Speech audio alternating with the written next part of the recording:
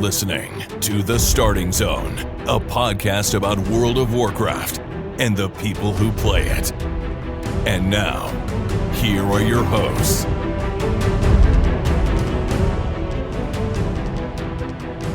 Well, hello and welcome to The Starting Zone, the podcast about World of Warcraft and people who play it. Today is August 8th, 2023, and my name is Spencer Downey.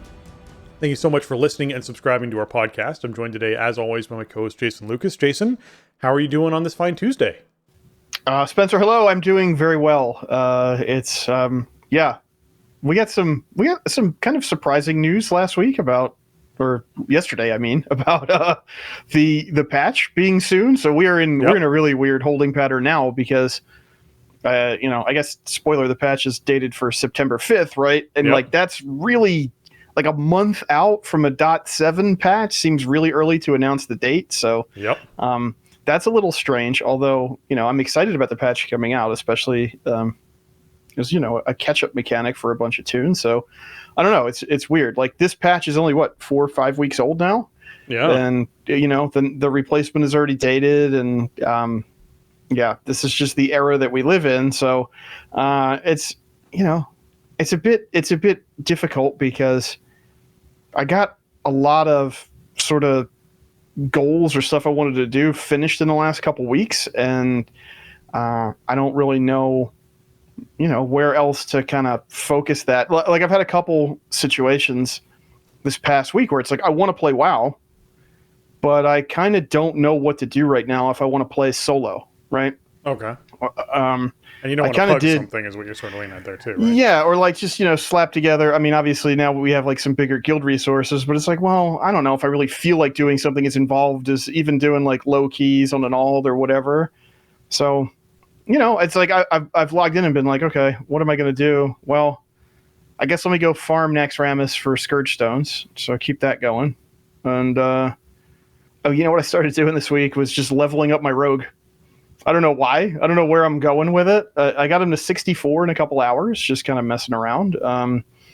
There's no like huge XP bonus right now. There's Darkmoon Faire, but that's relatively minor. It's not like a great time to do it, but I just felt like having some different gameplay texture, I guess. So I kind of just been getting into stuff like that, it's weird. Like I want to play WoW, I think, more than I am lately because sort of, I don't know, there's a bit of a lack of momentum, I guess, at this point in the season. A lot of people that I play with have kind of gotten everything we need or wanted to out of the season. And so it's not like there's a lot of, like peer pressure is, I guess, the best way I would describe it, but not like in a bad way of like, hey, we're doing keys, or who wants to do keys tonight, or hey, who's doing whatever, hey, let's do some alt stuff or something. It's kind of not happening. So I almost spun up a classic era rogue. That was almost what I did this week because I'm just getting an itch to do that. But I start thinking about it and I'm going, I really want to have my stable of alts like leveled up in Dragonflight. Right. We're like at about the halfway point of the expansion, I guess, maybe a little bit before it. I already have all the tanks done and the evoker, and I'd like to get at least one of all the classes up there. So it seems like a pretty good time if I have the itch to play. Like, all right, let me just sit down and quest and gather and do some, level up dungeons or something. That's fun. It's just, it's weird. Like I haven't been able to quite, satisfy that thing of like, I want to play some WoW right now. Yeah, I mean, first and foremost, if you were going to do a classic character, would you do a classic hardcore character in a couple of weeks? Is that what you'd be thinking of for your rogue? No, that is not me.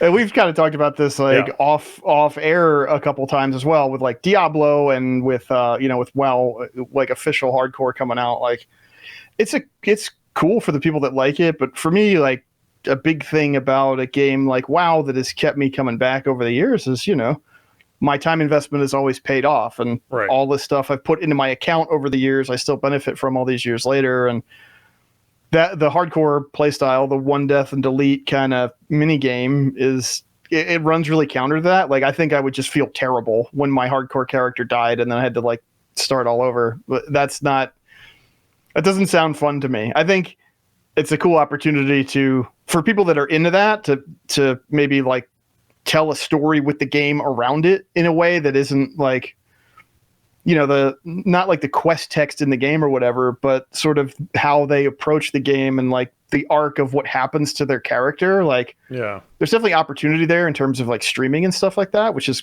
cool. And I think it'll be really fun to watch some of that stuff unfold, but that is not the kind of return on investment I'm looking for with my gameplay time. That's fair. I mean, it really comes down to that. I know if I was going to make a WoW hardcore character, I'd probably decide that I'm making one that is going to be the one character. If it dies, I'm done with the hardcore for an X period of time, right?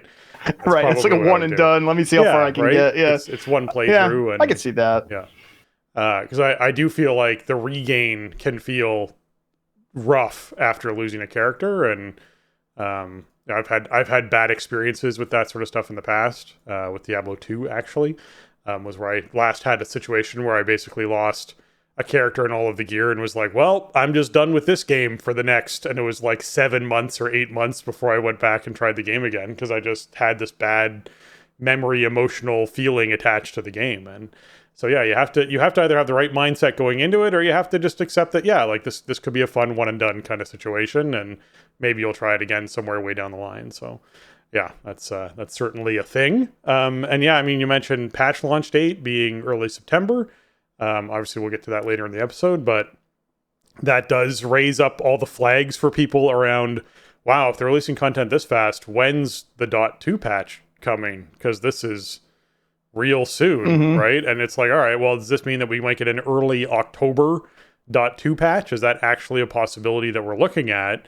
Or are we still looking at that, just post BlizzCon, a week or two afterwards, window of stuff happening? I'm personally hopeful for the post BlizzCon. I think it would make sense to do what's coming in the next expansion at BlizzCon, and then cover what's happening in the .2 patch, and go, hey, .2 patches, you're going to get that new content next week or the week after, or whatever it is, at the convention itself, to sort of leave people going, I'm excited for the future, and I'm excited for what's happening right now as far as the game goes. So I'm hoping that's what we see. It's what we saw around Argus. Yeah. Back in the Legion days. Right. Yeah, it would line up similarly to that. Yeah. Yeah, I don't know. I mean, I think we all kind of expected 10.1.7 for September. It just kind of made sense. September 5th is maybe a little bit earlier than I realistically thought it would be, but I mean, we were talking about it last week. Like, they bumped Trial of Style to August.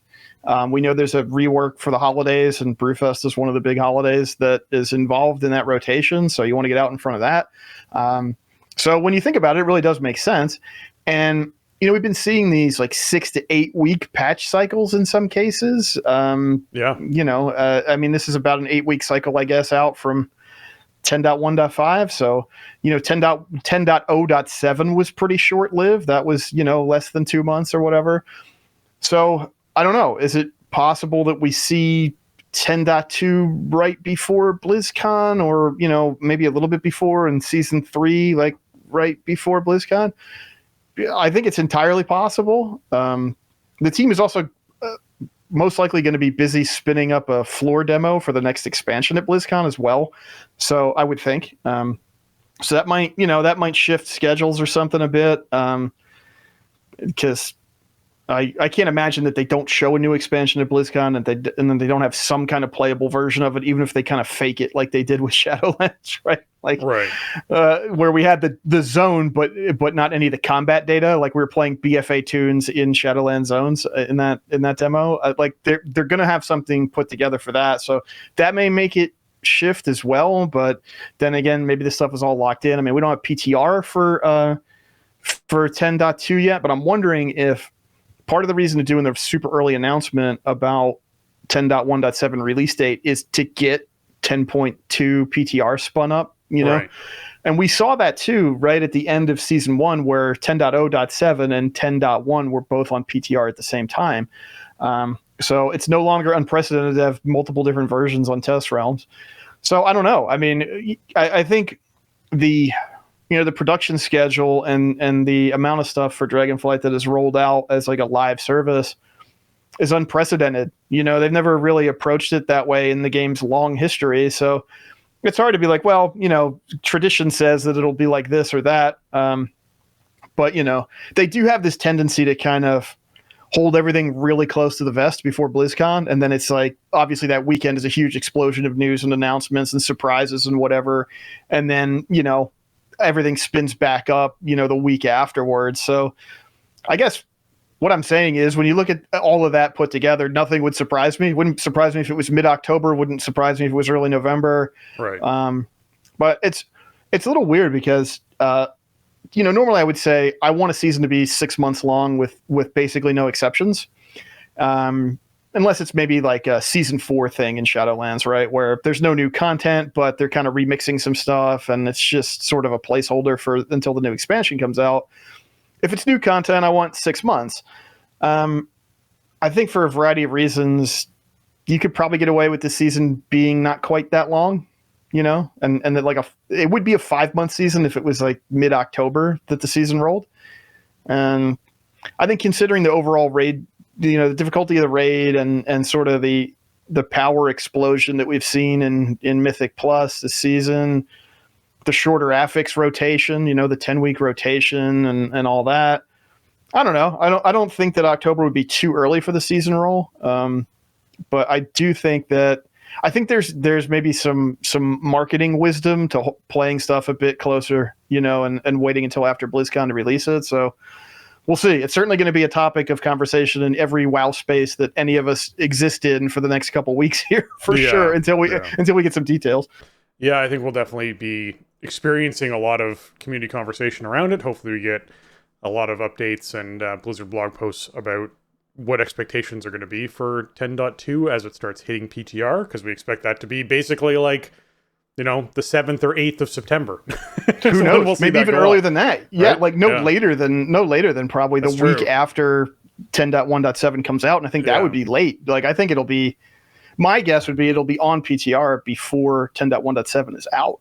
Possible. So it's really, I mean, when we went through, Warlords of Draenor 9 years ago and there was no patch for a year, it's not like that anymore. But I don't know. It's fun to think about, right? And I think it's part of the reason why it's always such a hot topic of conversations. Like, what's next? What happens next? What's the timing? When does it come out? How does that line up with this, that, or the other thing? And kind of natural at this point because 10.1.5 obviously shook up the game a lot with augmentation coming in, but no new content. And I think a lot of teams and a lot of players were sort of either already done with the content by the time 10.1.5 came out or hit certain goals or milestones they wanted. So, I think people have been looking ahead for a minute here at what season 3 might be in terms of theming and content. So yeah, it's only natural.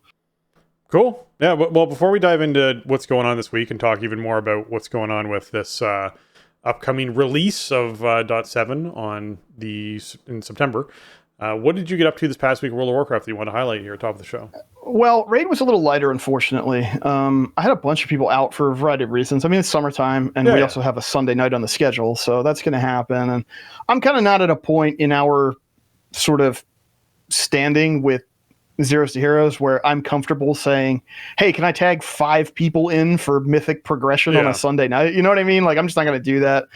We have, I have my people, and if my people are in for it, then cool. If we had like 19, I would grab somebody, but, we ended up having, we re-cleared Heroic. We got back through 3 of 9 Mythic, but we kind of didn't really have any time for experiments attempts last week. We did the normal unlock for Sarkareth loot, and we've kind of consistently been getting cloaks and stuff out, which is cool. No beacons last week though, which is a shame because that's one of the main reasons why we still do it.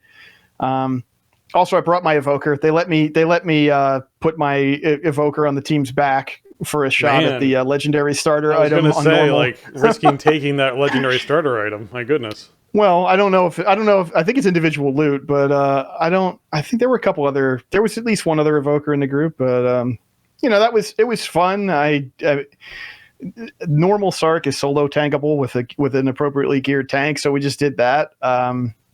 And I got my evokers up to like 400-ish item level, so still a pretty hard carry, even a normal. But I have 4-piece now. I have 4-piece on the evoker. I have 2-piece on the monk, so I'm starting to put that stuff together. And I think that's a really fun thing about the state of this patch, and also probably moving forward into 10.1.7 is with 8 banked up catalyst charges and stuff. You get you run something, you can get your set pieces collected pretty fast. And also, a lot of the Aberrus sets are just awesome looking. Like, I think they get some really cool looks for a lot of classes. So it starts becoming like a transmog collecting activity as well, in addition to some relevant power.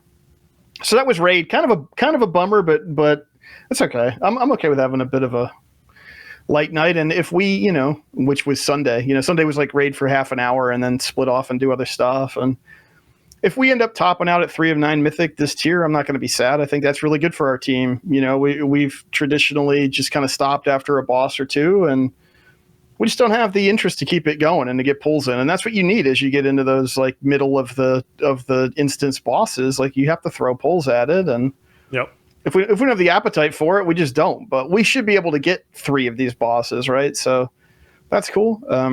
Keys were like, oh, good. I was going to say, let's stay on the raid topic. Yeah, I was going to say, rating wise, it's that interesting time where we have 2 months before, essentially what we're looking at before we start seeing new raid content. And so all these teams have shifted into farm mode. So all these players are deciding, hey, I'm going to take my break now because it's a good time to take a break from the game before the next big thing kicks off. It's summer. You have a lot of people taking holidays, going away.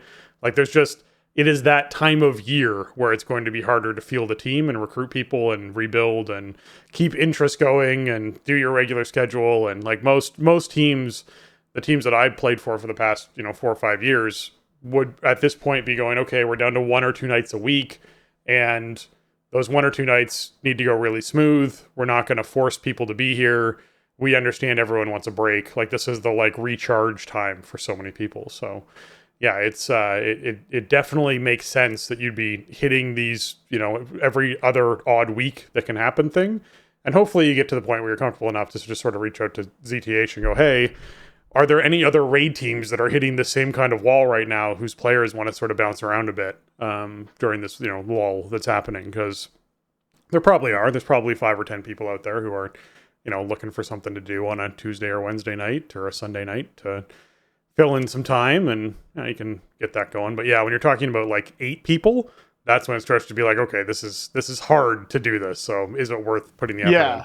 That turns into more like an ad hoc, separate team almost at a certain point. And I think as we become more established as a team within the wider community, when a new season rolls and we sort of are, divvying up, people looking for raid spots at that point, it'll just kind of organically happen a bit more and go from there. But yeah, I mean, it is what it is. And like I said, if we top out at 3 of 9 for the tier, I'm happy. I mean, that gives us a 447 or a 441 plus choice out of the vault, every week. And it's fun. I mean, I think the fights are pretty fun to do too. So yeah. The other thing last week from the dungeon perspective, I think we spoke on Thursday, right? And by that point I didn't do any more keys. Last week was just it wasn't a fun week, I don't think, in my opinion. Trash is very slow, very sloggy, and it's a tyrannical week, so the bosses are alive for 3 minutes or whatever. And just wasn't a great week for kind of knocking stuff down. And a lot of people I play with are sort of have run through, what they want for the season in terms of rating or teleports or whatever.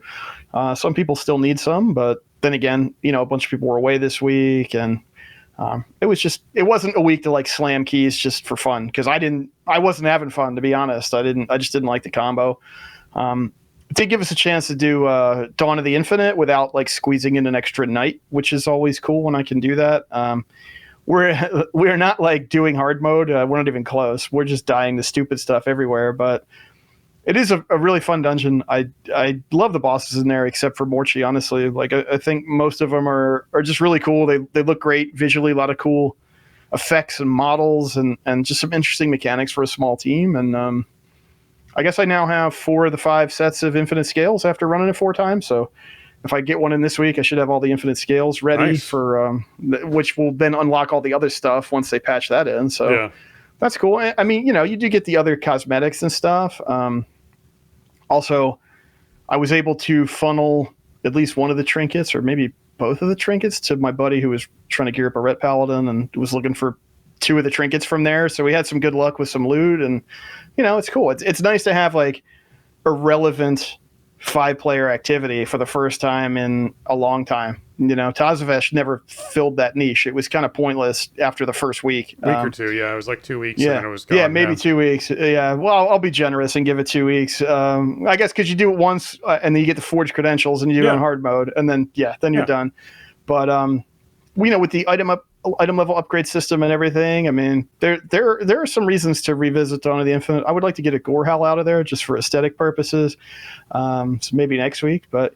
Yeah, it's cool. And, you get like a surprise cosmetic item at the end, which is fun. So definitely a little bit longer legs on Dawn of the Infinite Mythic Zero Mega Dungeon than some of the others. So, yeah. But that was about it. That was 3 nights of raiding. Again, one night was about half an hour, and then we did Dawn of the Infinite. And, like, no real extra time slamming keys or anything, just kind of dinking around with an eye towards maybe, 10-1-7 catch-up stuff. Yeah. All right. Well, that's cool. I don't want to put off talking about what's going on this week any longer, so let's hop in right now.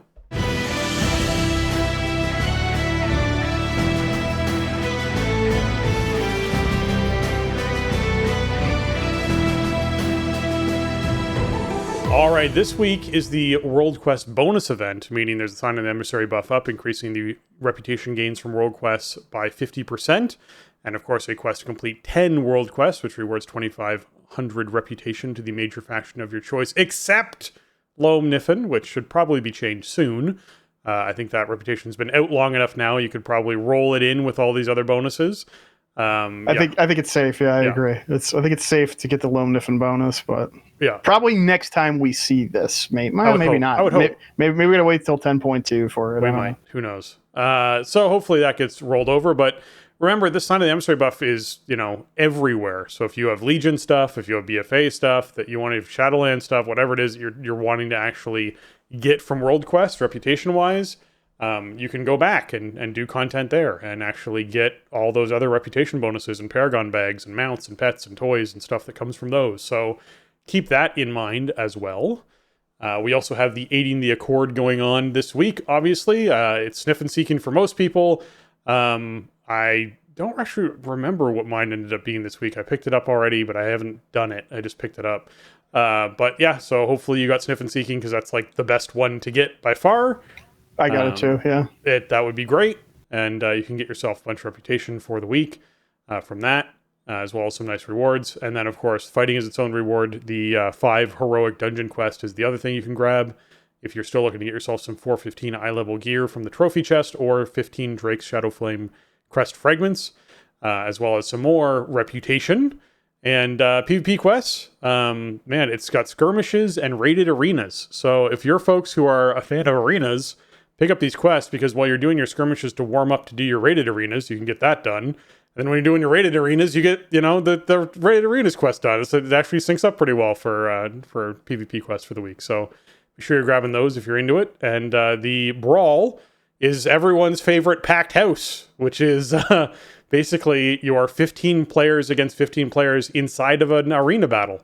So you can just live in the arenas this week. Packed house is great. It's silly. It's ridiculous. I think I mentioned last week, it basically takes longer for the timer for everyone to set up at the beginning to conclude than the actual fight takes place because it's just two forces slamming into each other in a very tight space. It's a good time. It's fun to do. It's really fast. I have definitely been in packed houses that the pre-game timer was longer than the whole like prep phase was longer than the actual match. Once you use skirmishes to warm up for rated, and when you got your rated arenas done, then you're finally warmed up to go into packed house where it really counts. That's the real test of skill is winning the packed house. But I thought it was when you got so frustrated with arenas that you just needed a break. That's when you go into packed house and blow some steam. Oh yeah, maybe. Yeah, that could be too. Packed house is super fun. It's just ridiculous. There's not supposed to be 15 players on each team in an arena, and yet here we are. So I like it. I mean, the games are super fast and ridiculous. There's not really a lot of technique. How could there be? So it's fun and it's quick games if you're just looking to get in there and get something different done. Like, this is one of the better ones in that regard for sure. I mean, you might lose a bunch, but eventually you're going to win something, and it's all going to be fast. Yeah. It's one of those things that's a funny, simple brawl, but is also just fun. Like, whoever came up with the idea, it was very basic as an idea level. Let's just put more players inside an arena together. There's not like anti-gravity or, different rewards or challenges or different, objectives to complete. It's just, it's arena, but they're just 15 against 15. And I like it. It's just the simpleness wins on this. I enjoy it a lot. Check it out. Zakali Elders are our world bosses up if you're looking to actually knock those out. Those are the ones who drop 415 eye level loot down in Lithid Gnome. And then the Bazul, the Dreaded Flame, the Fire Proto Drake in Azure Span. That one's out there dropping your 395s if you want to actually knock out that Drake as well. I definitely recommend doing them earlier in the week because you're going to find more people to do them with. And it will go much faster and be much easier to do. So if you can get done today or tomorrow, that's probably your best bet. And then otherwise, it's just, try during peak hours and see if you can get people around to do them. Mythic Plus affixes for the week. Fortified, Afflicted, and Raging. So non-boss enemies have more health and deal increased damage. While in combat, afflicted souls periodically appear and seek the aid of players. These can either be fully healed or dispelled in some way. And then, of course, non-boss enemies enrage at 30% health remaining, temporarily granting immunity to crowd control effects. Now, Fortified Raging has always kind of synced up because you end up with mobs that have more health, which means that they sit inside the raging range for longer. Now, because raging is no longer a damage increase, this is actually kind of a nice, twist, although it does mean that you're going to end up with mobs that can cast AoE Shadow Bolts and AoE spells and those sorts of things that cannot be interrupted during that last 30%. So there is a certain amount of counterplay you have to do here about paying attention to which mob you have to bop the fastest once it starts to hit 30%. And AoEing down large packs of mobs is okay, so long as you're bopping down those dangerous ones really quickly. Your tank's not going to just erupt and explode inside of immediately, but it also means that these ads cannot be slowed down or rooted or stunned or knocked back once they drop below 30% health. So your tank's got to be ready for just taking consistent damage, right? Not having those natural ways of staggering out that damage. These mobs are just going to be wailing on them. So keep that in mind. Jason, as far as Afflicted goes, do you think this is going to sync up well with the Fortified or be a pain in the butt with the Fortified? Oh, maybe. I mean, I guess one thing to... yes, with Fortified, just kind of naturally because you're going to be in combat with trash longer, right? Yeah. So you're going to have more opportunity for spawns to pop out at inopportune times. Plus, if they pop out while you have enraged mobs, then it's just it's a lot of distraction of everybody's attention. Keep in mind that you can soothe off raging still with various soothe effects like druids and hunters and rogues, and I think evokers have one too that they can talent into, but it's on a bit of a longer cooldown, but it's AoE. So if you just like bust everything down to 30%, then you can mass soothe or whatever. Yeah. So, you combine that with then Afflicted is also, it's an affix that this demands like that you have some kind of purge, dispel, whatever, or full heal it, or whatever you want to do. So it can just be a lot of clicking on different stuff and pulling people's attention away from it. There are going to be talent choices that are going to shine this week if you can spec into soothes or any kind of purges to deal with the afflicted mobs. Like, definitely do that to help your team out. Trash is going to be kind of nasty. I mean, I guess the problem with Afflicted, right, is that the UI doesn't support it very well. And yes, that is my number one complaint with it. It falls a lot on your healers to be Johnny on the spot because they're kind of expected to have the dispels and the purges and what have you. Yeah. And they're not really used to clicking on stuff in the game field. That's not how you heal in World of Warcraft generally. Yeah, use bars for sure. And I would also emphasize this also puts pressure on your hybrid classes, your boomkins and your paladins, who can also throw healing or dispels or lay on hands or whatever it is to try and free these up. There becomes that pressure on that aspect of your group as well. So when people do get into a bitter argument over missing, interrupts or missing helping out the afflicted ads, it's one of those tricky things of like, well, I used my XYZ dispel on the afflicted ad and it's not available for the thing that I normally have to dispel. Inside a raid week where you have raging and afflicted, where global cooldowns will become more and more precious because you're going to be using global cooldowns on raging mobs, you're going to be using your normal stuns and interrupts, you're also going to be using your dispels and your healing on these afflicted ads. Like you said, that pulls your attention in a lot of different directions. And relying on your healer to do this, to me, I think is always a mistake. I think your healer should be focused on keeping your group alive. And if they can help with things like this by dispelling something or throwing some heals on one of them, that's great. But I would very much be looking at group compositions that had ways of dispelling these ads, just dispelling them straight up. Your warlocks are big this week. The warlock pet's able to eat these things is great. I certainly would be looking at ways to dispel the afflicted over top of relying on your healer to heal them, or to use their own dispels, which they would normally use to save you from something on one of these ads, because that's a problem. Yeah, I mean, I guess the difficulty here is that not every class has an answer to this. I know. Like, I cannot, on my warrior, I cannot help with this at all. Where's my intervene dispel? I keep calling for it. Yeah, yeah. Or a charge. And once upon a time, Shield Slam removed a magical effect from the target. There you go. There, yes, I love it. That's great. I'd love it. Bring it back. What I wouldn't do to get that effect back, just in general. Can you imagine? Like, that is not how they design the game anymore. But yeah, like, so some classes just can't help, right? So your comp really needs to account for this in your comp. You have to have options to deal with it. And yeah, like your healer is going to be assumed to be involved in the process because they're the only one who's like definitely going to have the tools, which can be a problem. But I mean, there are a lot of classes that can help out, and if you do have a way to purge an afflicted mob, or even like full heal it, like lay on hands it or whatever, like just do it. Like help out your team, because just getting those things off the board is super important, and then you don't have to worry about it. You know, other than that, new raging is weird, and I haven't really, I don't have a good handle on what it actually feels like at this point. But again, it is counterplayable. You can soothe it off if your comp allows, and if not, just be aware of it.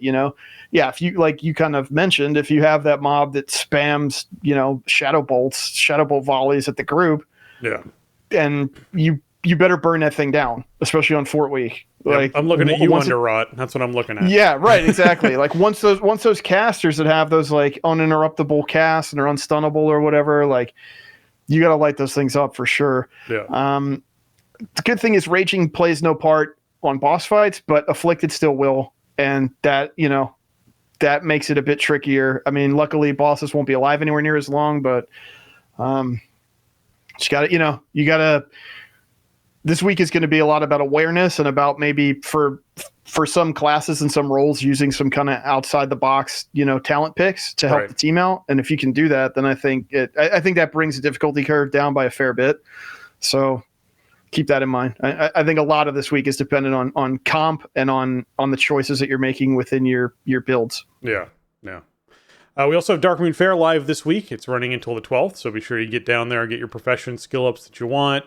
Get yourself some more Darkmoon Faire tokens for purchasing stuff you might want off vendors, or just stockpiling them for when the next big thing comes out.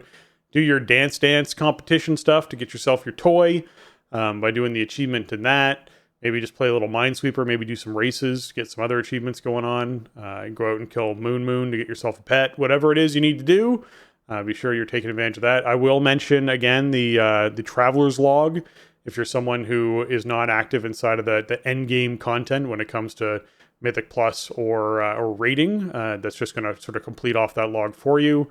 This is another one of those things. Darkmoon Faire has rewards for the Traveler's Log for doing things there, cheering on the band, that kind of thing. Be sure you're taking advantage of that stuff during this week as well. Yeah, don't forget your free knowledge is so nice. I'm getting close to being done with the weaponsmithing tree now, which was like my third choice. I'm getting close to having my professions on my main totally maxed out, and I think realistically I could probably get there like by the time season 3 comes out, or maybe a little bit before, maybe a little bit after, but which is awesome. Like the benefits from going super deep into a profession like that are huge. It's just there's no way to catch it up, and if you start late you got a lot of work to do, but there's free points in there at Darkmoon Faire if you don't do anything else, which I probably won't do anything else, but I went out there and I got my free points, so don't forget to do that before Saturday night.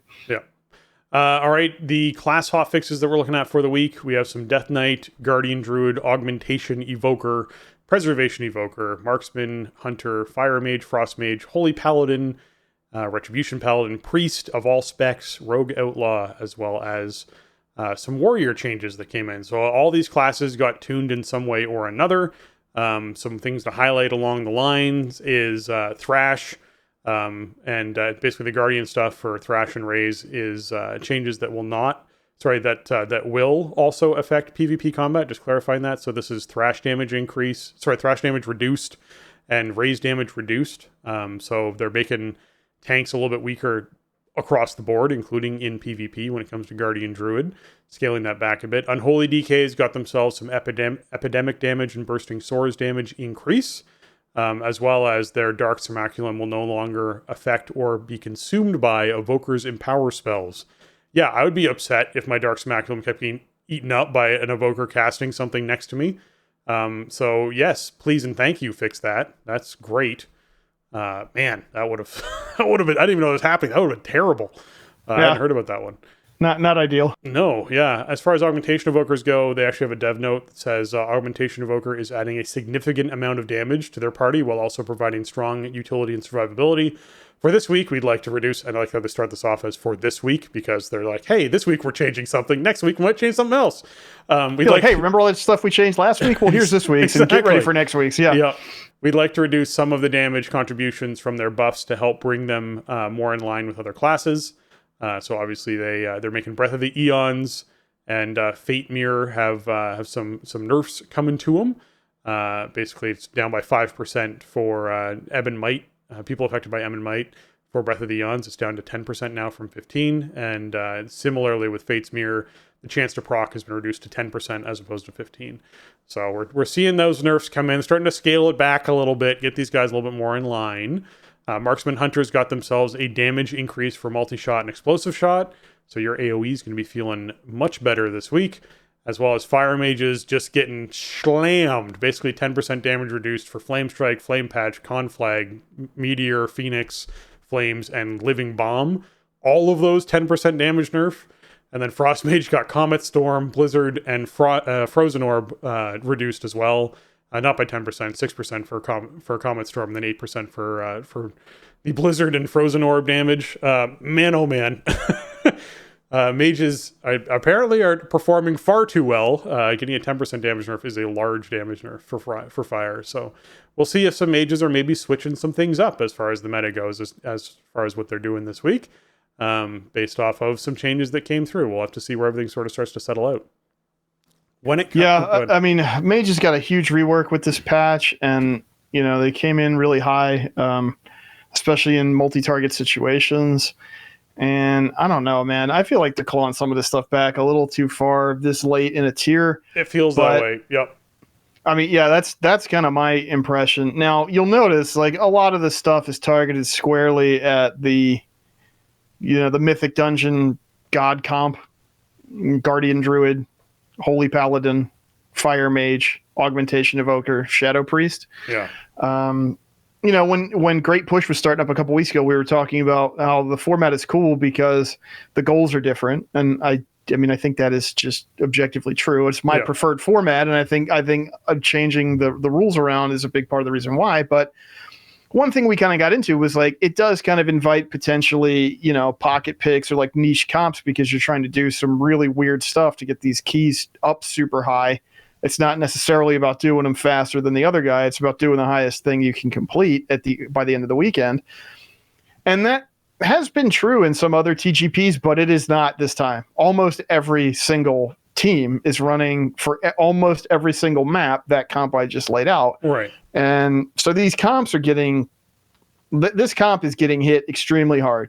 And like Holy Paladin is getting, I don't want to say eviscerated, but these are pretty rough changes for Holy Paladin. Yep. Shadow Priest too. Like I don't necessarily understand the wisdom of this at this point in this content's life cycle. Like if stuff is strong, let it be strong and bring other stuff up. I don't know. I mean, now granted, I don't pug Keystones a lot. Like I will usually, I'll grab a Pug DPS or something, or even a Pug healer, but I have a group of people that are playing together already. And then I'll try to grab something that meets a need. We don't have a natural B-res or something, right? And I'll try to grab a Warlock or something. I don't know. Is the prevalence of this comp making it impossible for people to Pug into Keystones if they're not playing one of these 5 specs? I could certainly see that being the case, and maybe that is the need to break it up a little bit and just bring everything a bit more in line.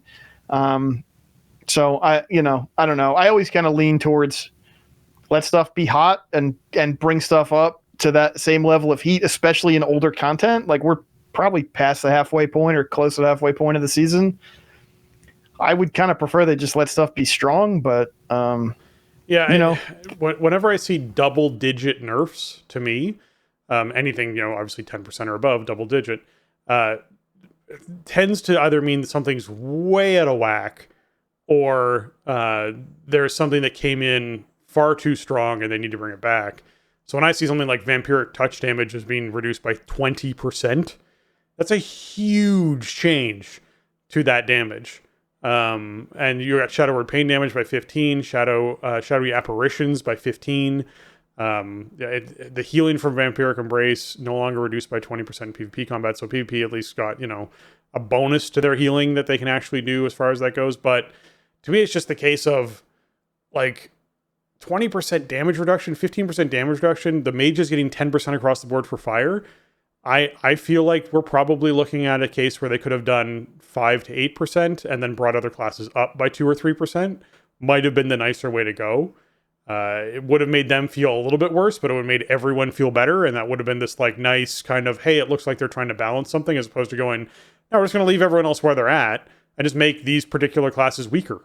And you're like, oh, okay, well, that's never as much fun as everyone feeling better, right? And yes, it does require more tweaking and more analyzing, and it is easier to change one particular spec that's out of whack, or in this case, 4 or 5 particular specs are out of whack, than changing all of them to try and get them all in line. I hear that, but I'm with you that from a player perspective, during this lull, like they're either making the assumption of, hey, you know what, players aren't playing very much anyways, so we might as well do all the changes now while people aren't really around.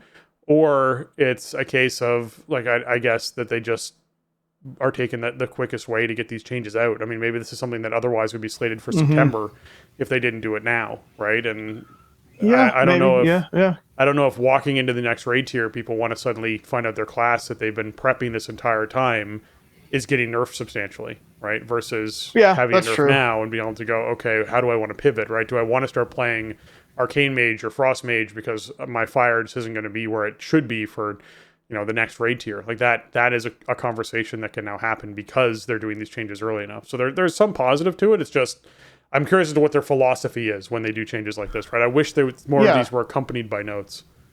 Well, the other thing too is one thing that we've seen, over the last, I don't know, many years, I want to say since Cataclysm, maybe slightly more recently than that, but like this is a lot of individual spells getting hand-tuned. And what we've seen in the past is more like once they kind of figured out like, oh, if we put like a damage aura buff on a spec that's like hidden, then we can just tweak the buff up and down and the damage kind of goes along with it, and we can increase or decrease the overall output by turning one knob instead of, rebalancing 6 different spells in a spec, right? And this is more like old school, hand tuning of individual abilities, which I wonder why that is the case.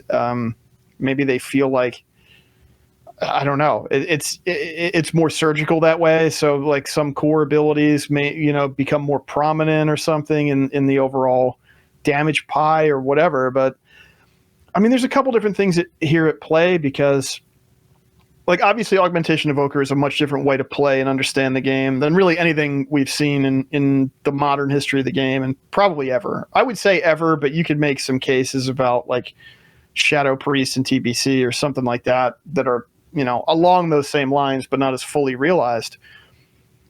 Like you had to bring Augmentation Evoker in hot, right? Because you wanted people to play it and you wanted it to pay off. And you knew it was going to be weird because they were going to be low on meters, because the meters were not supporting what augmentation is doing for the group, right? So you want to bring that in high so people play it. Yeah, the hotness that I would lean towards is increasing their individual damage at the very launch. I think the amount they supported the group should not have been as strong as it is. I think that scaling back how much their hybrid I'm boosting your damage does to boost other people's damage makes sense, to sort of find the right grounds as to where that plays well. And I think tuning individual abilities that are affected by that to bring them more into line of, hey, you know what, when this is with an evoker, it's not suddenly incredibly broken, makes sense to me as well. I think what should have come in hot for the class is they should have been doing more single target or AoE damage as an individual than they were supposed to. So it got people playing them and saying, this feels really good, and then gone, yeah, well, you're also adding a lot of damage to people, so we're going to bring back your individual single target stuff down a bit. That would have been the direction I would have leaned to bring them in hot. I think bringing them in where they were buffing groups to, an insane amount, which is their primary role, was a mistake, right? I think that was a bad decision. I think saying, hey, your primary role is to increase other people's damage, so we're going to scale back your individual damage, doesn't feel as bad as going, hey, your primary role is to boost other people's damage, and we're going to make that worse. Feels bad, Right. So. Yeah, I get that. But I also see kind of the idea of like, we really want to sell this fantasy, and this is a different niche than we've had in combat before, and we want that to really come across. So it's kind of tough. And I think part of that too is like, this is sort of what we were lamenting, or at least I was lamenting, and I think you were too. Yep. Like when they announced how the spec was coming in the middle of a content tier, in a mid patch and everything, instead of like this being in alpha and beta and people being able to get a feel for it and they could kind of balance around it back then, but they didn't go that route for whatever reason. I mean, Mage is a great example of like, they had to bring Mage in hot, right? Mage has been in such a bad place at the outset of Dragonflight, and it needed a rework, it needed a little polish, and it needed a boost, and it got it, and it turned out to be like way too much, and now you're just clawing it back week over week, which sort of feels bad. I mean, there does have to be stuff in the game that is strong. There's like naturally just going to be stuff that's stronger than other stuff. And I mean, the Holy Paladin's kind of the same example. Holy Paladin's got this huge rework, right? All the stuff got redone, and now it's just like a blanket 5% nerf, and then all these other nerfs across the board. I don't know, man. Isn't the point of doing reworks and redesigns and buffs that like you want people to play the class because it's good? I don't know. I get that we're not at the end of the expansion here, right? And that you don't want to have like super big outliers because you don't want people to feel like they're making the wrong choice by playing the class they like or the spec they like. Yeah. You don't want something to be so much better than everything else that if you're not playing this, that you're making a mistake in some manner of thinking.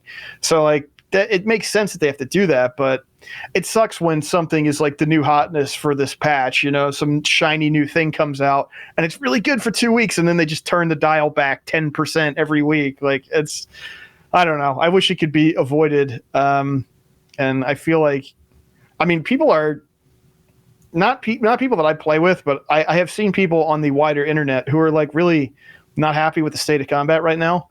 And do not like what Augmentation Evoker has done to the overall, metagame of class comps and stuff. And I get that to a degree. I haven't experienced it. I like it. I think it's a cool play style that enables some really fun stuff. It's a fun style to play. And when you see an Evoker just like activating a high DPS player, like a really skilled player, it's just so much fun what can happen in that circumstance.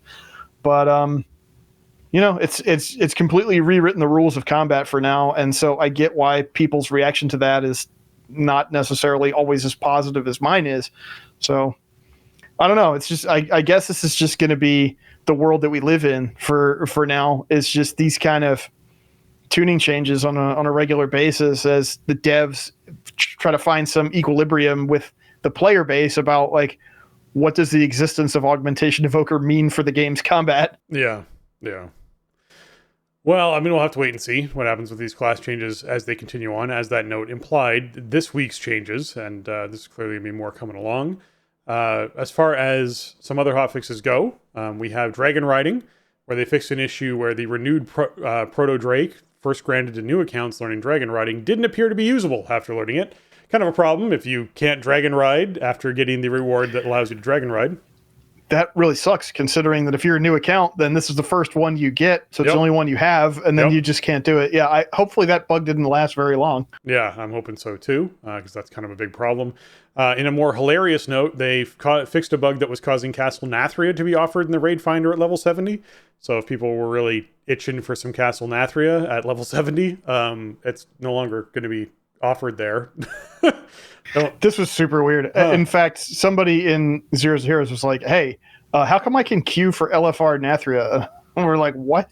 Yep. I didn't see this. This didn't appear on my list because I tried to look it up after people were talking about it, but I don't know. I for one have done enough Castle Nathria for probably the rest of this decade. So I did not find a tune that had this enabled and go do it.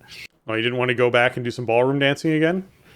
That fight I like. That's the fight I would like to do. Yeah, it's mostly Cybergen Athreus that makes me go, oh yeah, that place. Or Stone Legion Generals. So that wasn't bad on lower difficulties, but the Athreus was not my favorite. Yeah, very cool fight thematically and visually, but but yeah, how weird is that? Just like, well, here's an expansion from last. Here's a raid from last expansion. Yeah. Here it is in your raid finder menu. I don't like. How does it even happen? But it's pretty funny. Yeah. They also went in and fixed some stuff in Neltharis. Basically, Magma Tusk, they fixed an issue where Magma Tusk could sometimes turn unexpectedly while casting Lava Spray. Always not fun to just have a boss spin randomly every now and then while it's casting something that you're supposed to be trying to avoid. That's how they got fixed up, which is good. And even post-nerf, like I think Magma Tusk is one of the more deadly Mythic Plus bosses this season, just because of the ramping damage and everything throughout the fight. And it can, it's a relatively simple boss, but it even post nerfs, it can certainly be very deadly. So nice to see this get tuned up a bit, because I've seen this bug before where it's like, oh, Lava Spray is going this way, and then right as it's about to cast, Magma Tusk decides it's actually going 45 degrees this way instead. And so I haven't done this since this came in, but I'm glad to see them fixing stuff like that up. Another little twist in there is the Burning Chain could sometimes damage enemies multiple times. That's never fun. When you're like, hey, I got Burning Chain on me, and it looks like it ticked 4 times, and I died. You're like, wait, what? It's like, I got cast on me once, and just like smack dead. Yeah. No, I think this is the chains that you pull onto the mobs. You wanted this to hit the mobs as many times as you could. Oh, I got that wrong. I thought Burning Chain was the one that got cast on you. Okay. Well, never mind. I think it's called something else. But the thing about Burning Chains has been very controversial this season, because it could also fail to do damage was the other thing that it could do. Right, which is absolutely the complete opposite of what you're trying to do. Yeah. But there were some meta strategies that kind of involved like rounding up as much trash as you possibly could throughout the dungeon, and then popping it. Everybody grabs a chain and pops the chains on all this trash, which obviously the game developers don't want you doing. Right, like they don't want you to approach the dungeon that way. That's right. So they made a bunch of changes with Burning Chain in the last couple of weeks that I guess have introduced these other issues, because they made it so only certain enemies were affected by the chains, and they reduced, I think, the total amount of damage the chains could do or something like that. There was some other fix to it in addition to, like, they made it so that only enemies that were in a certain part of the dungeon could be damaged by the chain, so you couldn't pull stuff into them. So maybe that had some impact on the fail to damage issue and stuff like that. Yeah, I forgot this is the one that also stuns targets for like 1.5 seconds or whatever when it goes off too. It's like a 10-yard thing. Yeah, that's yes, that is unfortunate that they resolved the issue around doing multiple damage. But I'm glad they fixed it where it didn't do damage. So maybe this will just like balance out for people in the end. I mean, I would say if you're doing Neltharis, you probably still want to prioritize using Burning Chains, especially on fortified weeks, because as long as they don't bug out, they're going to add a lot of damage to your run and, help you round up a big pull and nuke it down. So definitely still use them, and hopefully the bugs are fixed for good and no new ones will present themselves. Yeah, good news for people who are trying to catch up with gearing as far as PvP goes. The drop rate for Splintered Sparks of Shadowflame have been greatly increased in PvP content, and they fixed an issue that caused the Splintered Sparks of Shadowflame to not drop as often as intended in certain rated PvP activities. So these are the sparks that combine together that let you, use inside crafting stuff to make like 411 to 425, I think is what it is. Gear. So this is a good catch-up mechanic for folks. So I'm glad they got that all resolved for those who want to do some PvPs to try and catch up the gearing on their character. Yeah, this is really good. I mean, the drop rate seems pretty good in PvE because I notice a lot of people on my team, like if they bring an ult or whatever, they're getting, sometimes they get like multiple splintered sparks in one run from a couple different bosses. So yeah, I guess PvP was just lagging behind in that regard. I mean, crafted gear is super great in this expansion. I mean, I'm using a ton of crafted gear myself, so you need those sparks, and PvP is your preferred method, then there you go. That's a good way to catch up if you switch tunes or something. I mean, if you stay on top of your questing, you get the one splintered spark a week, right? But if you're behind, or like you're eligible for the max amount of splintered sparks, from the start of the season, and so you get them through various endgame activities at random, and so goosing that PvP drop rate is good. Yeah. All right, Fury Incarnate is arriving September 5th, as we talked about. This means it comes in with a new Reforging tier storyline, as well as some more quests that you can explore. It's going to have the Heritage Armors for Night Elf and Forsaken. It's going to have the Dream Surge events that are going to be happening out in the open world. There's going to be new customizations for Night Elves, Forsaken, and Draenei, as well as the Mega Dungeon is going to get split into 2 heroic difficulty dungeons for folks to run in through. And dragon riding updates are coming for the Eastern Kingdoms Cup, so people who want to actually participate in what I'm calling the test of having dragon riding in the old world is going to be kicking off, as well as the new UI feature for the ping system, where you can actually sort of have like marker pings get dropped on different things. It's a pretty cool system as far as checking that out.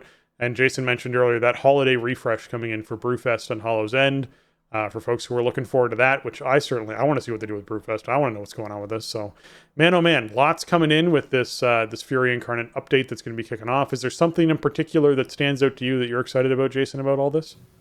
I would say, yeah, there's a couple. I mean, like, obviously continuing the tier storyline is cool. It's kind of one and done, so it's not like a thing that you're going to do over and over again. But I think it's cool that with all these little patches that we get opportunities to explore different angles of the story, and we get kind of more story drops more frequently than we did in maybe like BFA, right? Where we're waiting for the war campaign chapters for months on end.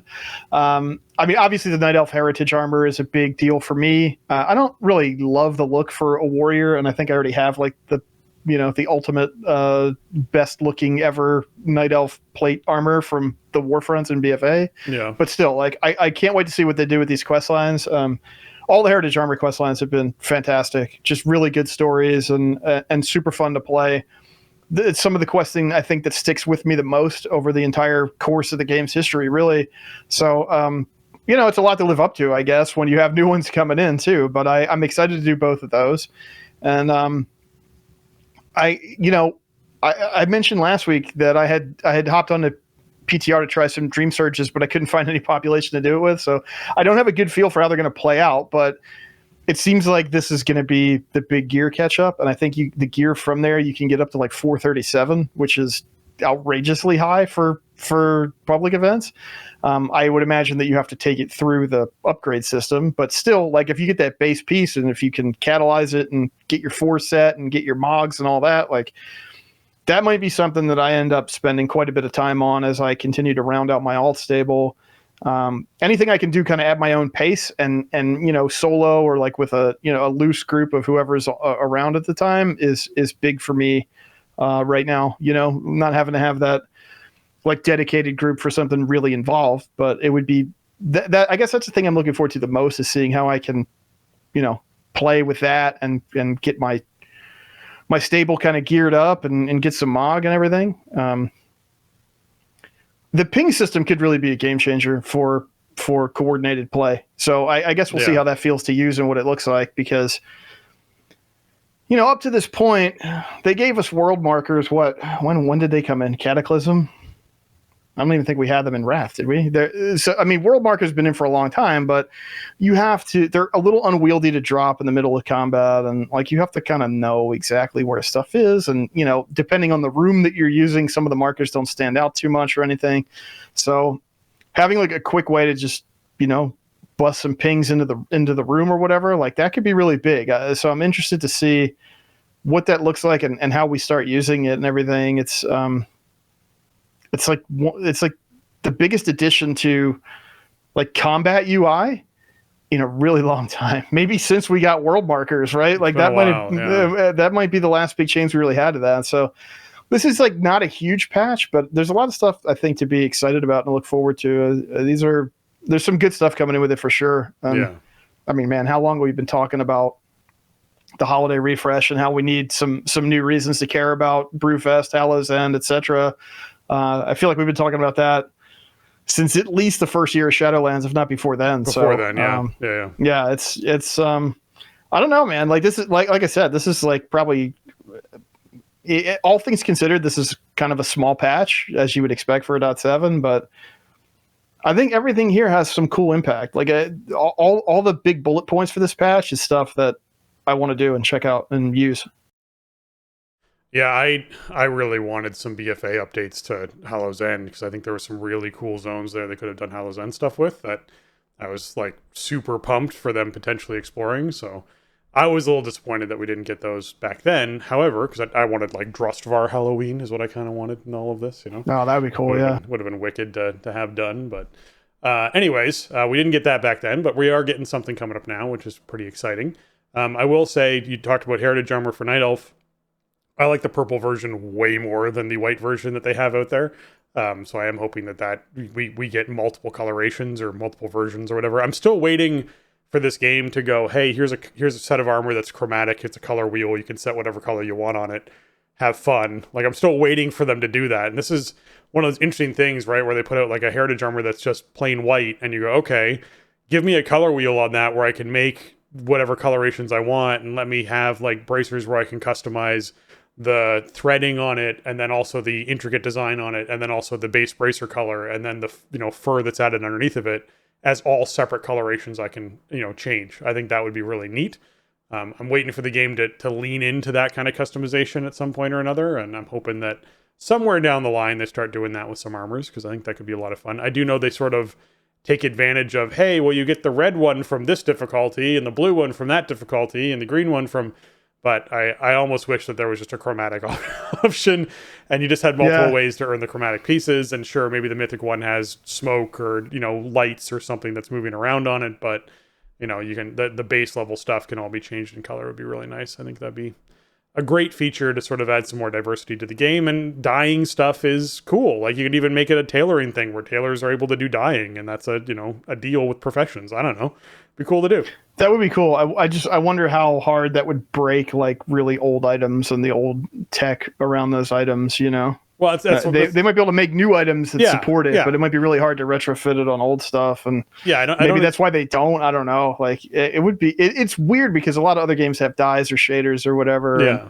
And, WoW never has. You do make a good point about like, well, there's different color schemes to collect from different activities, and that's certainly been a big part of the game since like 2011, right? Is they want they want to like extend the life of that stuff by having that collection aspect. So it might be a little bit, might be a tech hurdle a little bit. It might be a business decision, and it might be just an overall design thing. But I don't know. Maybe they don't want that like, okay, this item you can change the color of, but this item you can't. And how do they communicate that, or like how does that make sense to the player? That might have something to do with it. It might. I mean, I when I made that suggestion, I very much made it under the guise of start with one set, right? Go here's the Heritage Armor for X class. It can then have multiple color variations, and that's part of the highlight of the Heritage Armor. Done, right? And so you're not expecting to use it on much older items right away. You're expecting on, hey, how does this work in the game? What load does this create on the server? Are there any tech hurdles that exist, etc.? Eventually branching that back out to older content and other items. What sort of rigging needs to take place on those items to make this actually happen and function.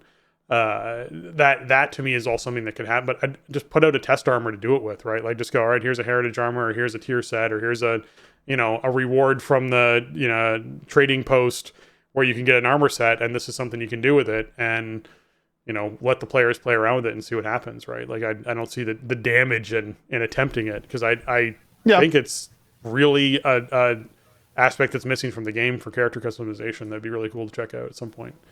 Here's what you do. You put it on the trading post, but it costs more tender than you can get in a month unless you buy some with a cash shop bundle. So, oh my god! In order to get the color changing armor, you have to get your 1,000 tender for the month, and then you need an extra 200 tender, so you have to buy a $5 bundle from the cash shop. There you go. Jason trying to tank our 5-star reviews here. All right. Could you imagine? Don't ever do that, Blizzard, please. No. That. We talked a lot about that kind of stuff last week, and we were kind of ambivalent about it. But if they did something like that, I think there would be no defensible position if they did something like that. Not in the least. Would be a cool that. I mean, I do like the idea of putting like some kind of unique item like that as the trading post traveler's journal reward thing, because they've done some unique stuff with that already, and I think that could be a cool way to introduce something that is really unique, right? Like the players would feel like it was unique because you earned it in a unique way. And so, it could be a good way to test out something like that. Yeah. Yeah. I'm already hypercritical over how Diablo's and Hearthstone's shops work and the cost that's so prohibitive inside of those shops for the things that basically keep their game afloat. I think stuff is far too cost prohibitive inside the store to actually sell the amount of units they need to sell. And I do not want to see World of Warcraft drift farther in that direction that it already is. I don't need that. Let's stay away from that. We already give you $15 a month or thereabouts. So yeah. Please make the game work with that. Thank you.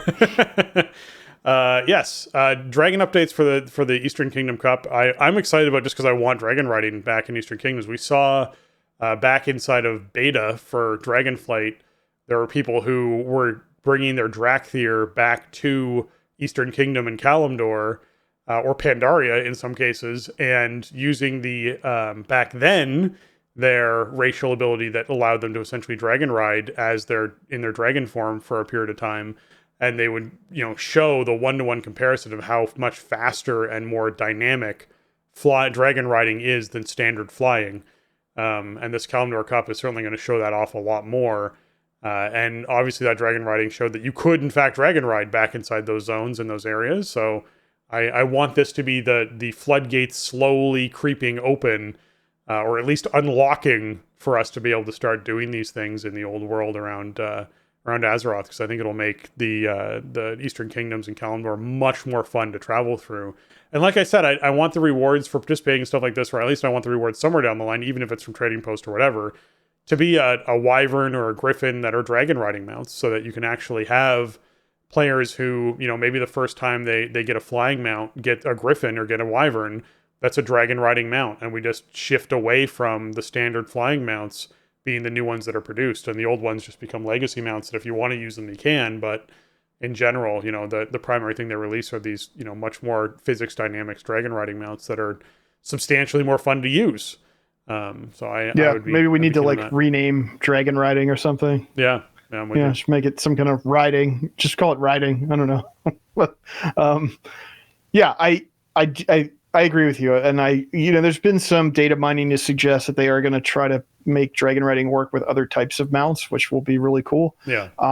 One thing about doing we know the Kalimdor Cup is coming up in a couple weeks, and now the Eastern Kingdoms Cup is on PTR for 10.17. Yeah. And this goes really nicely with the redone tech in the old zones to increase the draw distance and change the lighting and fog. Those zones look awesome now when you fly through them. Like if you haven't spent any real time in vanilla WoW zones, well, I guess Cataclysm, in the last month, if you should check it out, because it's striking how the zones look. It's so cool, and it makes my brain start thinking about all different types of things that they could do with the existing content in the live game, or like remixed versions of classic servers or something. Like, it looks so good, and it brings that style of old school WoW to life in really a striking way. So I think having these limited dragon riding events and these cups with the races to show all that stuff off is perfect. It's a limited time event, and it'll be up for a little bit, and you can get a little bit of transmog or whatever, and it's cool, and it gives them a chance to see okay, how wide can we go with this tech and what breaks, and go from there. So it's cool how all that stuff is coming together from the technical aspect of the game. Yeah, I'm pumped and excited for it. Okay, so I talked about Classic Hardcore a little bit at the beginning of all of this conversation, but it is going to be going live on August 24th. So we'll be having, that whole shenanigans kick off where basically you start a one-time death character. That character is created. The first time it dies, it is gone. It is removed from your character list. It is just gone. You lose everything associated with it. I don't think they're going to do anything where like there's a shared bank or anything like that, like they have with Diablo. With Diablo, if a hardcore character dies, whatever's in your stash still remains for your next hardcore character, et cetera, et cetera. I doubt any of that will happen. I think it really is you get this one character, it is one instance of that character. If it dies, you lose everything associated with what you've been working towards and working on.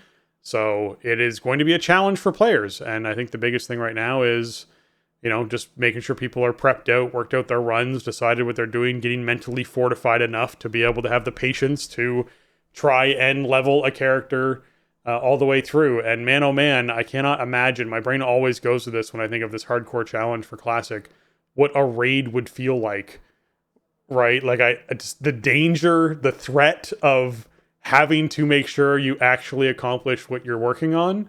You get trapped inside of a boss room and you can't get out. Like, I don't know if they're going to put in any concept of like a scroll of escape, is what they sort of went with Diablo 4, where, hey, if you use this, it protects you. Like, I almost feel like there should be a bubble hearth scroll for, these characters where it's like, hey, we're wiping on this world boss, or we're wiping on this boss inside a dungeon or inside of a raid. Everyone use your scroll of escape and watch the entire raid suddenly bubble hearth out because the pull's not going well or something's wrong, right?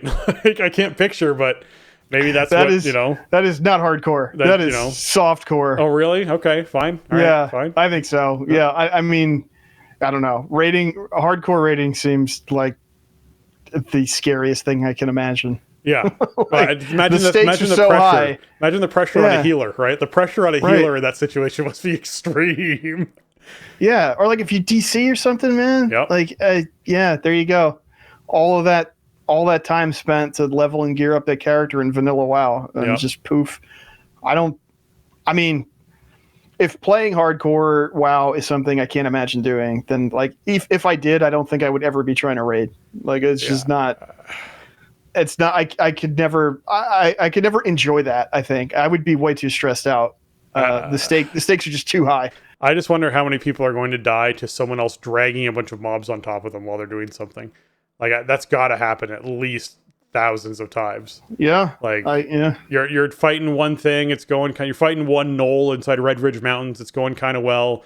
Someone comes running through with 3 gnolls chasing them, vanishes. Suddenly the 3 gnolls are aggroed on you. You got 3 gnolls try to beat you up. You're trying to run away. They're dazing you constantly. You can't get away. Like totally what's going to happen at least a few thousand times to people. Oh yeah. Oh, yeah. I mean, they've changed up some of the rules about, leashing to prevent like some kind of ridiculous griefing, like dragging a devil sore all the way up to like a low level area or something. But, still like you have that happen. I mean, it happens in the retail game right now. All the time. Somebody's fighting something, they just like drag it on top of other players who don't want anything to do with it, even if it's not like deadly. And especially like August 24th, when the realms open, is going to be probably the highest traffic they ever have. And there's going to be a lot of people dying probably because they're all kind of crashing into each other in the starting areas. Mm-hmm. So, I mean, I guess like worth mentioning, I don't know if this is implicit or not, but like this isn't a separate add-on to your WoW sub. There's just going to be a tab for Hardcore Realms inside the Classic era client. Yeah. So, which is cool. I mean, you get so much for your WoW sub these days as they continue to add these different layers onto Classic.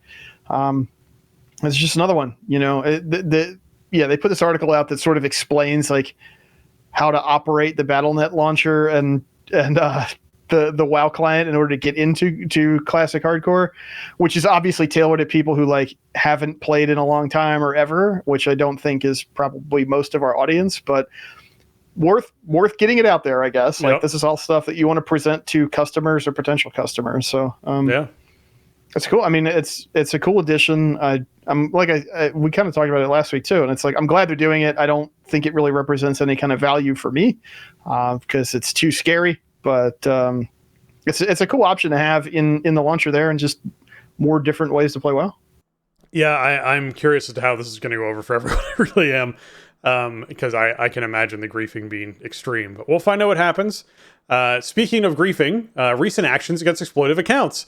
The July update came in from Kaivax about what they've sort of, how many accounts basically have been banned in the past period of time. So to provide more transparency on the actions we take against cheating and exploitive exploitation, here is a breakdown of the numbers of actions taken over the last month in July 2023. The total exploitive WoW account actions in July 2023 were 116,921. So just under 117,000 accounts had actions taken against them. That's roughly 3,800 per day in July. All of these actions were for cheating or exploitation, which primarily result in a permanent or 6-month suspension. This number does not include the amount of actions taken for those on accounts with character name or in-game language violations. We continue to evolve our methods and act against these malicious accounts on a daily basis. Now, I have to feel like the ratio to people who exploit or cheat in the game is like a 1 to like 30 for people who are actually bad in language, right? It's got to have been like at least 300,000 actions taken against people with language violations. Like it has to be that like some ridiculous number, right? Yeah. Although, you're talking about a different scale of penalty. 100%, yes. You're not going to get a 6-month or permaban for like a one-time language infraction or something. But yeah, I mean, this is, they said they were going to start doing this and they've been doing it monthly. And I mean, in a way, I guess it kind of says that there's still like a lot of interest in WoW, even though it doesn't always feel like it.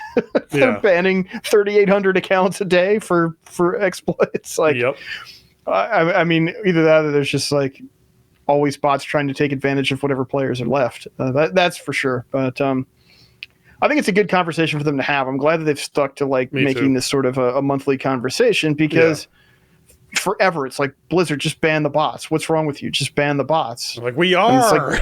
Like bots are terrible for the game, undoubtedly, and they should ban the bots, but they do. And it's like, it's a never-ending battle against, the sort of secondary markets for WoW characters and currency and all that other stuff. And, you have the exploits and the bots and the cheaters. And I mean, you can ban 3,800 of them a day and they'll just keep coming back. So, but it's, I think it's good to inform the players about it and kind of, make a public statement that like, listen, this is, one of the tools we have and we are applying it as much as we feel like we can. So it's kind of mind blowing when you see a number like that, and you think about how many accounts and like think about like what their methods are for identifying this stuff and maybe how much manual labor does this take to sift through and make sure that the correct accounts are getting banned and that these changes get made. I mean, that is valuable time that could be going to something else with the game and the service, but it's necessary because look at it. Look at the sheer volume of this stuff. Yeah, it is extreme. I can't fathom the 3,800 accounts a day for exploiting and cheating is just like that's massive when it comes down to a game like World of Warcraft. So I'm glad they're vocalizing it and keeping us informed, and it does feel good to see the numbers. It just does in general feel good to see the numbers as to what's going on with it. And you have to hope that the player base is also recognizing the effort that goes into doing a lot of this. A lot of this isn't necessarily just automatic slam down thing. There's investigative teams that have to go in and look at this stuff, and like it takes a lot of time. There's a lot of expense that goes into this too. So I appreciate it. I'm glad they're doing it. I'm glad they're letting us know about it. All right. I assume they don't have a big lever that they pull that's like ban the bots. Oh, it's Wednesday. Pull the lever. Maybe they do. That would be cool. They should get one if they can automate it. It should just be a hammer that hits a button, is what it should be, right? Yeah. Get the literal ban hammer. Yeah, and hit one of those, like at the carnivals they have the test your strength. Hit the button with it, and depending on how hard they hit it, more accounts get banned. You see the slider go all the way up and ring the bell at the top. It goes up for how many accounts got banned that day. Exactly. You win a prize. You get the tickets, and then you can go get like a stuffed gorilla or something. Exactly. It's exactly. It's a Winston thing from Overwatch. You get a stuffed Winston. Oh yeah, that's true. Brand synergy. Exactly. Yeah, there you go. Perfect. Oh my goodness. All right. With that, we want to take a moment to thank our patrons. They contribute a ton to our show, and we always appreciate everything they give to help us improve on the content we create. Today, I'm giving a special shout out to Alianas, Arajian, Butter, Celian, Kapawi, Max, Shorel, and Vespin. Thank you so much for everything that you give to the show, as well as all of our other patrons. We appreciate you all, and man, oh man, has it ever been helpful for us over the years to keep producing the content that we create and the quality that we do it. Another big shout out to our newest patron, Chadwick S. Welcome. Thank you so much. If there's something else you'd prefer to be called by, be sure you just toss us a DM either through Patreon or through the Discord, and we can get a different name queued up for you if that's what you prefer. You can find our Patreon over at patreon.com/thestartingzone if you're looking to jump in and support the show as well. We always appreciate it. Man, oh man, does it ever help out a lot. So thank you, patrons. Absolutely. Thank you for everything you contribute to the show. You help us stay on track, help us get bonus episodes out, help us get a weekly episode out, and help the archives stay up and all that stuff. It means a lot, and it's meant a lot over the years. I think actually yesterday was the 7th anniversary of the last show we recorded with Mick. Really? And then Mick did like 1 or 2 more episodes on his way out. He had a couple YI Wows or something queued up that he edited and got out the door. Yeah. And so that means coming up here is going to be the 7th anniversary of us taking over the show, full-time production and creative. Every week, 7 years, at least an episode a week, if not more. Yeah, just about. We had a couple hiccups there when we first took over. I mean, my twins were born and stuff was a little. But after we sort of settled in, and then that also means that we're coming up on 6 years of Patreon. So, because we started the Patreon after we had been up and going and consistent and locked in for about a year. So yeah. It's been a really long time, and patrons are a huge part of that, and a huge part of keeping the show consistent as we barrel towards 600. And thank you all so much. And it's a privilege to do the show every week, to be honest. And I don't know if we could do it without you, patrons. Yeah, thank you very much. And actually, it's going to be an interesting week for us this week because we're recording today on a Tuesday. And I think we're either recording Sunday or Monday next week because Jason's on a work trip for a week. So he will be away during the week. So I'm not going to try to record an episode from whatever mic I can plug into my laptop on the hotel Wi-Fi. So next week's episode will probably be a little bit before reset, which is not obviously the way that we really want to do every single episode, but we'd rather get you an episode that's maybe a little bit too early than not get one at all. Yeah. Yeah, exactly. So we'll make sure that we get that out to you. And man, thank you again for all your support. Another great way to support the show is to head on over to your iTunes or Apple Podcast, leave us a 5-star review. It's been a while since we got one of these to read, so I'd love to get another one in there to help boost us up those charts. More people find the show, and we love reading them here live on the air. So we'll read it on the show if you give us a 5-star on that iTunes, Apple Podcast. We appreciate it very much. I know I wish Spotify had some sort of system for doing it too. I would love if that happened. Unfortunately, they don't. And until they do, you got to go over to your iTunes or Apple Podcast to do that. All right, that's going to wrap up episode 591 of The Starting Zone. If you want to check out show notes for this episode or leave us a comment on the show, you can head on over to thestartingzone.com, the official website for the Starting Zone podcast. If you want to contact the show or leave us a question or some feedback, you can email us at thestartingzone@gmail.com. Or you can reach out to us on X, which is the new Twitter thing, at The Starting Zone, or over at thestartingzone.com/Discord. And if you want to get your hands on some TSZ gear, some hats or shirt, there's no hats, shirts or mugs or stickers. There's no hats anymore. You can go over to TeePublic. That's teepublic.com/stores/The Starting Zone, and check out all the sweet designs on, like mugs and stickers and stuff if you want to check that out. And Jason, where can folks find you on the internet? The best place to find me, as always, is over at twitter.com/Shieldwald. You can go to x.com/Shieldwald, but it'll redirect you to twitter.com/Shieldwald. So I cannot deal with the rebrand. It's still Twitter to me, damn it. So find me over there. And you can also find me streaming WoW on twitch.tv/Shieldwald and sometimes on youtube.com/Shieldwald, and sometimes not at all, because sometimes I fire up the stream and I have no upload speed, and then I have to shut the stream down inside of 10 minutes, and then I can barely play the game all night. We're making progress in that regard, but still having some hiccups. I'm supposed to be getting a new outside line run to the drop to my house in the next 2 weeks, and I'm hoping that that'll make a big difference. So, I was able to stream all night on Sunday with no issue, so I'm optimistic that we're moving in the right direction. So, come hang out while we do some Aberrus and we do some Keystones and we do some whatever else I feel like doing. Yeah, well, hopefully we can get you on fiber at some point in the next 5 years, and we'll resolve all these issues. If Comcast ever lets me out of cable jail, then I will gladly get a fiber line hooked up. But I cannot. Yeah. All right. If you folks want to find me over on X or your Twitter or whatever, it's at Spencer_Downey. You can also find me on Twitch at twitch.tv/SpencerHD, over on YouTube at youtube.com/@SpencerHD. I also made one of those Blue Sky account things. I got one of those. That's SpencerHD.BlueSky or whatever it is, their thing. So you can find me over there as well. Pretty easy photo to find because it's the same as my Twitter, so it's not hard to figure all that out. Anyways, with that, for Jason and myself, we want to say thanks for listening, and jobs done.